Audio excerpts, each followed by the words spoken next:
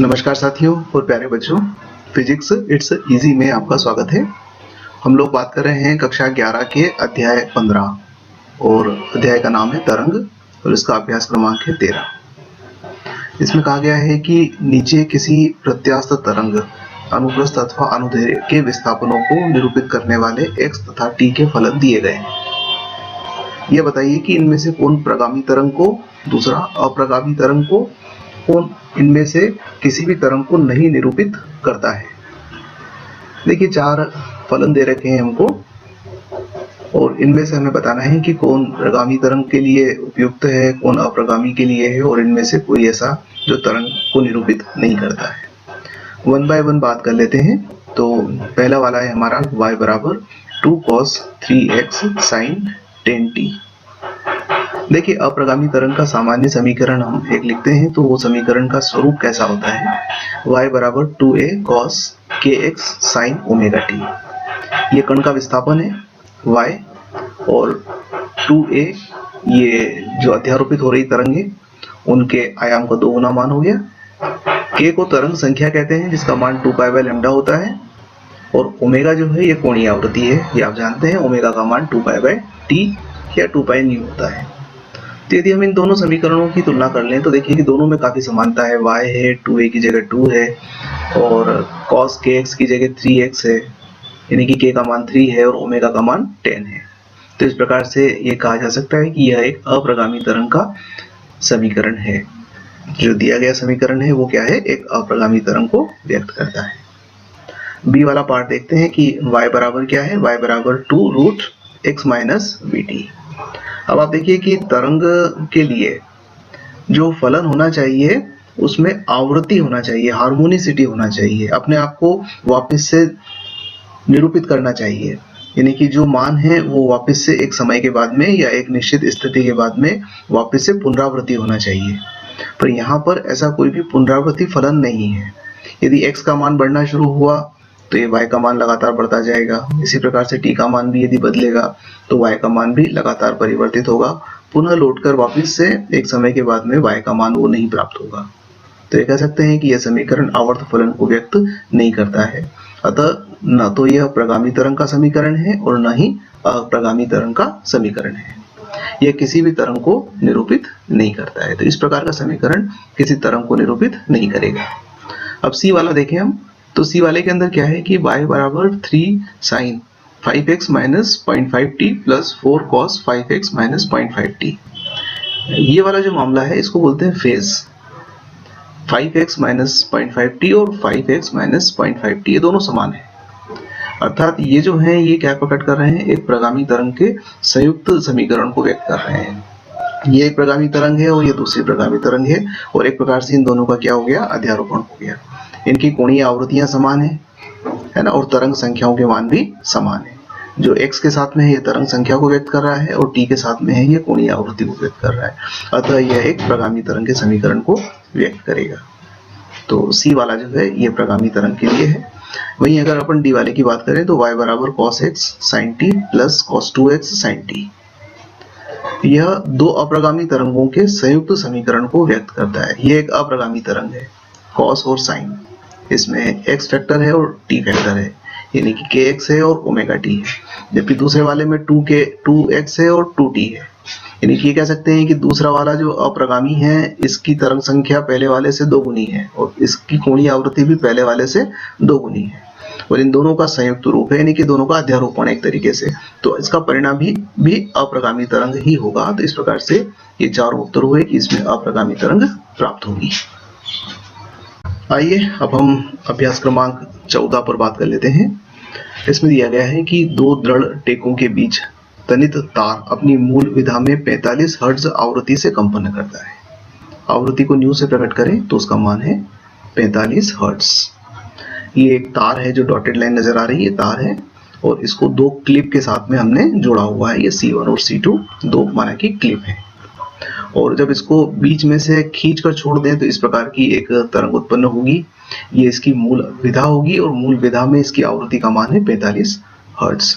इस तार का द्रव्यमान 0.35 × 10⁻² किलोग्राम, कैपिटल M से प्रकट करें तो 3.5 × 10⁻² किलोग्राम तथा रेखीय द्रव्यमान घनत्व जिसको स्मॉल m से प्रकट करते हैं द्रव्यमान बटे लंबाई, इसका मान है 4.0 गुणित 10 की घात माइनस 2 kg पर मीटर। तो ज्ञात करना है तार पर अनुप्रस्थ तरंग की चाल क्या होगी। एक तो v का मान निकालना है और दूसरा तार में तनाव कितना है ये मान निकालना है, टेंशन का मान हम निकालेंगे। तो ठीक है, देखिए हम पहले लंबाई निकाल लेते हैं। तो यहाँ कहेंगे कि स्मॉल m बराबर क्या होगा, कैपिटल M बटे L। L माना कि इस तार की लंबाई है, ये वाली लंबाई दोनों क्लिपों के बीच जो कसा हुआ है। तो यहाँ से L का मान निकाल लेते हैं। L का मान आ जाएगा 3.5 गुणित 10 की घात माइनस 2 बटे, और स्मॉल m का मान है 4 गुणित 10 की घात माइनस 2। तो ये मीटर के अंदर हमें प्राप्त हो जाएगा 3.5 बटे 4। तो ये इसकी लंबाई हो जाएगी। इसको हल करेंगे तो ये प्राप्त होगा 0.0875 मीटर।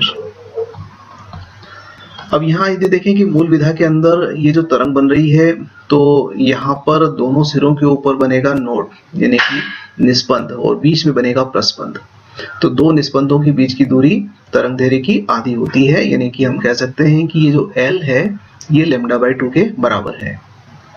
तो लैम्डा का मान कितना हो जाएगा, दोगुना हो जाएगा L से। तो लैम्डा का मान हम यदि L का दोगुना करेंगे तो हमें प्राप्त हो जाएगा 1.75 मीटर। तो तरंग दैर्घ्य आ गई, आवृत्ति हमारे पास में है। तो हम पहला वाला जो उत्तर है वो वेग ज्ञात करना है, तरंग की चाल ज्ञात करना है।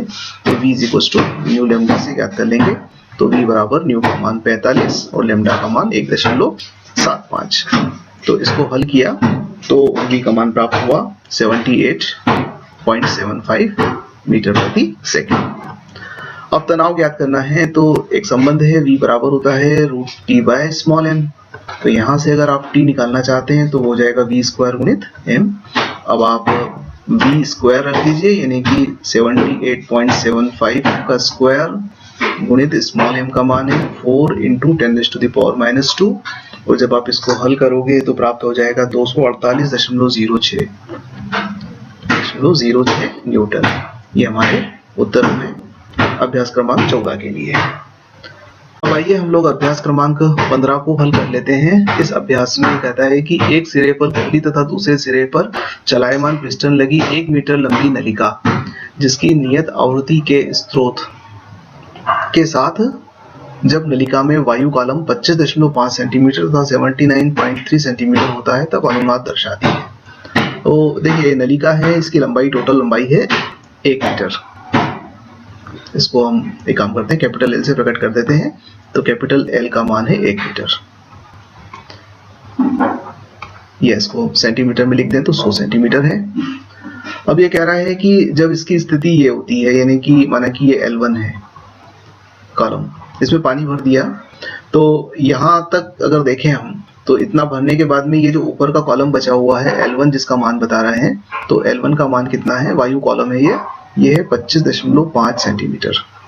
तो अनुनाद होता है। अब अनुनाद के लिए है कि परावर्तित तरंग जो है वो आने वाली तरंग के साथ में अध्यारोपित हो जाती है और अप्रगामी तरंग का निर्माण करती है। तो ये तभी संभव होगा जब किसी दृढ़ सिरे पर नोड बने। तो यहाँ पर नोड बनेगा, तो ये जो कॉलम बना है इसकी जो लंबाई है ये एक एंटीनोड और एक नोड यानी कि एक प्रस्पंद और एक निस्पंद के बीच की दूरी है।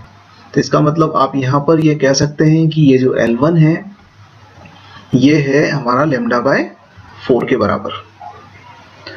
अब आगे अगर देखें तो माने कि ये लंबाई है L2। अगला जो अनुनाद होता है वो कितने पर होता है, 79.3 पर होता है, यानी कि L2 का मान जो है वो है 79.3 सेंटीमीटर। अब यहाँ अनुनाद कब होगा, जब वापस से यहाँ पर नोड बनेगा यानी कि निस्पंद बनेगा। तो एक निस्पंद और दूसरे निस्पंद के बीच की दूरी होती है λ/2। तो ये ऊपर वाली दूरी है λ/4, ये दूरी है λ/2। तो इसका मतलब ये हुआ कि जब हम L2 में से L1 को माइनस करेंगे तो हमें क्या मिल जाएगा, λ/2 मिल जाएगा। तो ये λ/2 के बराबर है। तो कर सकते हैं इसे हम। तो λ/2 का मान कितना आ गया, 79.3 माइनस 25.5। तो इससे हम अगर लैम्डा का मान ज्ञात कर लें तो लैम्डा का मान प्राप्त हो रहा है 107.6 सेंटीमीटर।